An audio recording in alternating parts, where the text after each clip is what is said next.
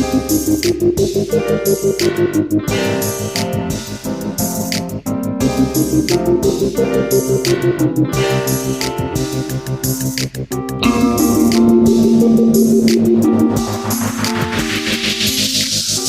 to the Mukilteo Football Show. My name is Miles. The Denver Broncos outlast or just, I don't know, win the game somehow. I don't know. Most of America is probably sleeping as the Broncos won 11-10 over the San Francisco 49ers. I do like the jerseys there are in the navy blue with the orange crust stripe up there.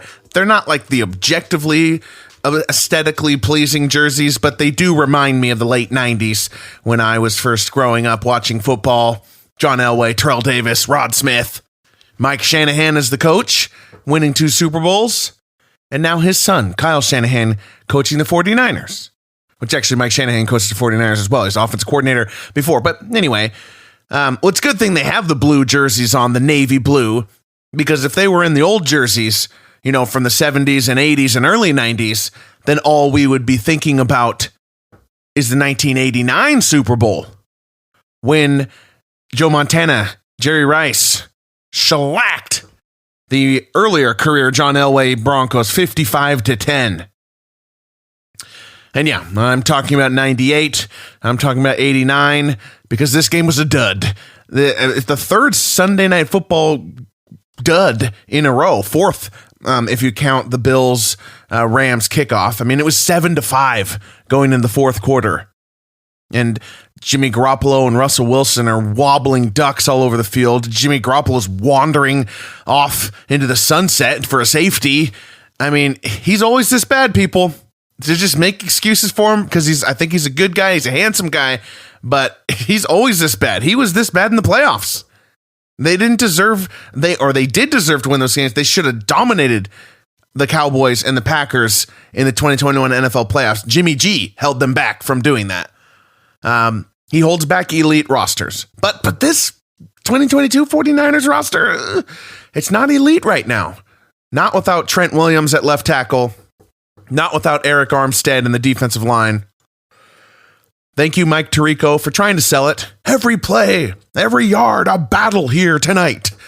But to me, it just seemed like 2 quarterbacks who just can't get shit done. Missing throws, missing reads. Debo's running wide open on the sideline. Garoppolo's looking over there. The announcers are trying to make excuses for him, saying he's looking the other way. He wasn't. Jimmy G just, didn't throw it. Judy is wide open for a first down. The ball is just not there. Russell Wilson, just airmailing it, man. A night devoid of highlights, Tirico did say at one point. Oh, that was at the point when, which is actually a great play, Kyle Shanahan sends his fullback, Kyle Juszczyk, in a full sprint motion and then turns it to a wheel route down the sidelines like 20 yards. He makes this perfectly toe-tapping catch. I believe that resulted in a field goal. I don't know. There's not much to talk about with this game. Wilson gets one drive at the end. It's enough to win the game. He gets a good pass, a good run out of structure, and then an audible at the end, a nice sideline route. The Broncos are 2-1, despite it all. Despite it all. Nathaniel Hackett, props to him for hiring somebody to handle game management. I said, I think it was a Sunday show, maybe it was a Monday show, if he doesn't hire somebody to do this for him, then that's fireable. And he did. He did. Or it was done for him. I don't know. But Wilson gets that drive. Jimmy G has a little bit of time, but, forces one into triple coverage once he actually has to do something with urgency. Yeah, that's all I have to say about this game. Let's get to the Sunday best. Mukilteo Football Show. Show us football everything. NFL history, legacy, ups and downs of a season. Follow us at MUK_football on Twitter or YouTube. Subscribe, share, review on Apple, Spotify, Anchor, wherever you get your podcasts. We got shows Monday, Sunday, and Thursday. I did that out of order. Sunday, Monday, and Thursday. Three shows a week. We'll be back tomorrow to dive a little bit deeper into week 3, winners and losers, and go a little bit more in depth. Today is Sunday Best, the awards. Best quarterback, best running back, best receiver, best defense, best play, best meme. prestigious these awards are. So let's not delay it any further. Let's go right into it. Best quarterback of this Sunday. Ravens quarterback Lamar Jackson. Didn't get the award last week. He was overshadowed by the Tua Tagovailoa comeback. But in week 3, just does it again. Lamar just would not be denied the coveted Mukilteo Football Show Sunday Best Award. And there's talk out there, this is classic Lamar. Ooh, this is 2019 MVP Lamar is back. Fantasy-wise, this is actually, and maybe real individual performance-wise, this is better than 2019 MVP Lamar. Because the 2022 Ravens are not the 2019 Ravens. And Lamar is just carrying them. The Ravens lose this game with any other quarterback, aside Allen and Mahomes, basically. And, you remember 2019 MVP season, Lamar Jackson on absolute fire.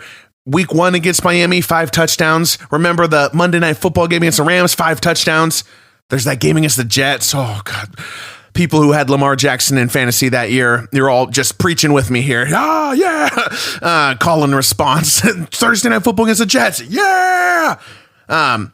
But by generic fantasy scorings, Lamar's last 2 games, this one against last week against Miami, this one against New England, were his 2 best games of his career, fantasy-wise. Better than any of those games in the 2019 MVP season. And he's been on an absolute tear. I think he should probably be favorite for the MVP because the Ravens did win today. So, they're 2-1. They're rolling just fine. Here is the stat line for Lamar Jackson in the last 2 games. 532 passing yards, 7 touchdowns, 1 interception, 226 rushing yards, and 2 touchdowns. That is unbelievable. That's just unbelievable. And if Lamar Jackson hadn't been so statistically stunning today, I think Trevor Lawrence would be the guy. He's the runner-up Sunday best. It was a step up for him today. Just the Jaguars, maybe themselves, 260 yards, 3 touchdowns for Lawrence. Just what we're really seeing is, as the Jaguars blow out the Chargers, what we're really seeing is some scraping off of the resinous gum and goo that is stuck on Trevor Lawrence after the 2021 season with Urban Meyer. And as we peel away that stick and kind of confirm what we have underneath, it's like, oh, remember? Trevor Lawrence is a generational prospect that we compared to Luck, Peyton, Elway, Namath, one every 15 years. Pretty cool. All right, Sunday best running back. All right, I thought I was going to be here talking Derrick Henry, Titans. A big massive day. He did get 142 yards and a touchdown, so still ended with a good day. But where did Derrick Henry go in the second half? This is not the Derrick Henry yet. This is not the Henry of the previous years. There's something wrong. Something wrong there. But we'll be watching that with great interest. So I'm actually going to go with a former wide receiver first round bust turned all-pro kick returner turned explosive running back, Falcons running back Cordarrelle Patterson, who last year started off hot and is starting off hot this year too for the Falcons. 141 rushing yards, a touchdown. He really kept it moving in Seattle today. Kyle Pitts and Drake London getting their moments as well. And you think, oh yeah, okay, just a couple big plays, gadget plays for the all-pro kick returner, the aging all-pro kick returner. No. Patterson is 141 yards on 17 rushing attempts. It's just crazy what they're doing. I love that Patterson is getting this fifth act to his career with the Falcons. It's fantastic. Honorable mention to Khalil Herbert for the Bears as well. Replaces an injured David Montgomery. Has a massive day, 169 total yards, 2 touchdowns. We will watch his career with great interests. Wide receiver Sunday best. That sound effect makes it sound like the ball was dropped. But, maybe it's dropping into the hands of a receiver. Eagles wide receiver Devonta Smith. It's got to be him today. He was magnificent. He had this deep bomb where he just made a physical play at the catch point and a touchdown on the sideline, which was also highly contested. It's just Devonta Smith, he's coming into the league. A lot of people talking about too small. He doesn't weigh enough. I was one of those people. I just didn't quite see it, though I did always, listen to, there were certain analysts. I do want to shout out Sam Monson for the PFF NFL show. He made this point so much. Like, Devonta Smith was too small and too light to be doing what he was doing at Alabama. And yet he is doing it. So something is going on here. Smith is gosh, he looks good. And so does A.J. Brown. And so do the Eagles. So, wow. Sunday best for Baltimore quarterback Lamar Jackson, running back Cordarrelle Patterson for Atlanta, and Philadelphia Eagles wide receiver Devonta Smith. Okay, let's talk the second half of the Sunday best. Let's start with the defense. So I will shout out the Rams defense. Jalen Ramsey is having another fantastic season. He was incredible today. Aaron Donald got his 100th sack. 6th-round pick Darian Kendrick, part of that Georgia 2021 defense. Just apparently that defense is going to supply the NFL with a full defensive roster. Plus, he looked good. The Rams defense looked great while controlling the Cardinals today. But I think it's got to be the Eagles. The Eagles deserve the call today. They gave their fans some nice catharsis, just beating the everlasting hell out of Commander Carson Wentz. And there's another game too later in the season, which will be in Philly. But they beat him up so bad. 9 sacks, 17 quarterback hits. Carson Wentz, it wasn't just the line. He was holding on to the ball.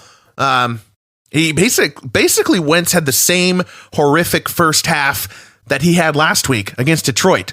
But instead of bouncing back with double-digit garbage time yards, in this week, he still couldn't do anything. Even in the second half, Philadelphia defensive line just said, we are as good as our offensive line.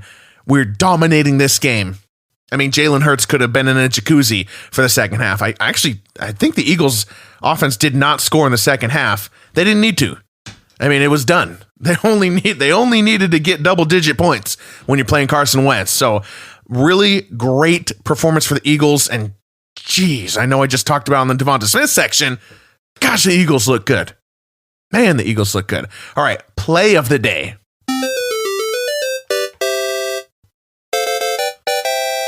I will stay with Chiefs Colts. I will introduce the Chiefs Colts to this podcast. Pat Mahomes had 22 seconds to bring the Chiefs into field goal range after Matt Ryan and the Colts had went up. And so he's going to get a field goal, or needs to get a field goal to force an overtime. And, first of all, for it to be in this situation was unique. You thought the Chiefs were just going to wipe the floor with the Colts, who, by the way, just scored 0 points against the Jaguars last week, which looks a little different now. The Jaguars have handled the Chargers so thoroughly, but, that's the NFL. The Colts were fighting for their lives at 0-2-1. And it looked like they were about to, or at 0-1-1, trying not to go 0-2-1. It looked like they were about to.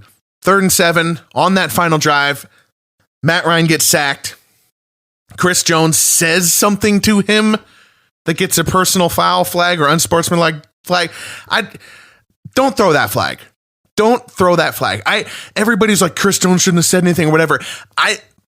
Sure. I mean, he shouldn't have, because that is unsportsmanlike.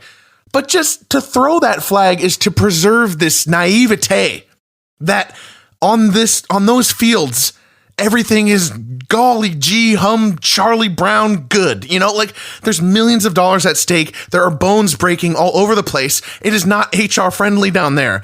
Do not pretend that it is by throwing that flag. Get off your high horse. Join reality, man.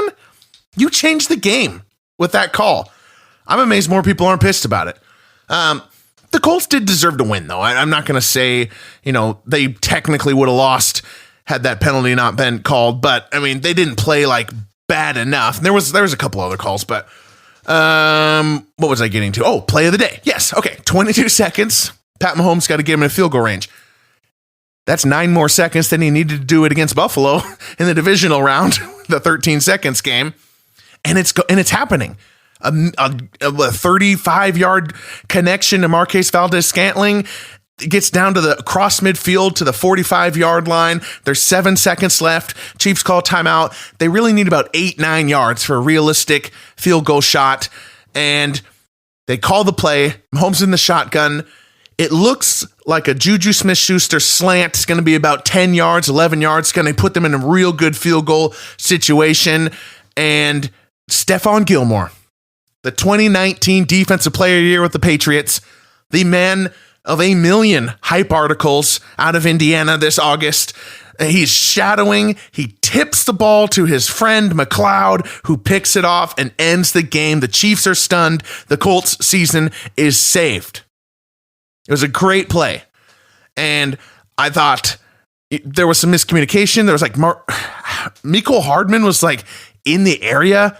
It felt like Juju had to kind of like round his route a little bit more than he would have wanted to, because he's got another Chief receiver kind of like in his line there. I don't know what happened, but it was a significant play because Mahomes gets that. Well, I mean, who knows? They're going to make the field goal. Field goal kicking was a huge problem for the Chiefs today. They probably don't even need this. So who knows? Who knows what would have happened? The YouTube comment. I like to watch the play. If it's going to be play of the day, I like to watch the play a couple times just to find a little nugget, like I found the Mecole Hardman thing. The YouTube comments say, "Go home 2022, you're drunk." Says, "This year brings chaos like never before." No, you people, you sweet, sweet summer children. This happens every year without fail. This is the NFL. The perfect little garden of the summer is forever and eternally uprooted by the end of September. It's the circle of life, man. It's the only predictable thing about the NFL is that everyone was wrong in August. So, all right, my favorite section. Let's go with the Week 3 Sunday Meme of the Day.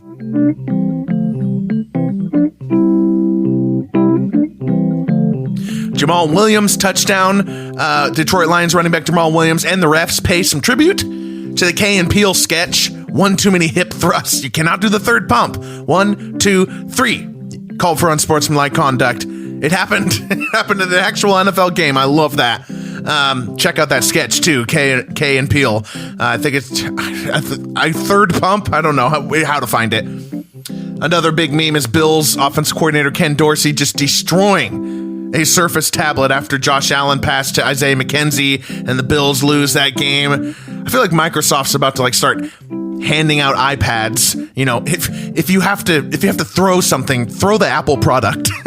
But for internet memes, the silliest things are often what catch fire in these type of situations. You know, it's usually something that is rudimentary and quickly identifiable.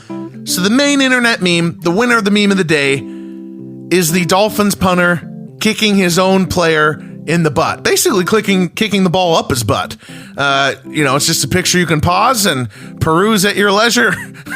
So that's meme of the day. All right, we'll be back tomorrow after Monday Night Football. And we will have winners and losers for Week 3, as well as a review of Cowboys Giants. Thanks for tuning in.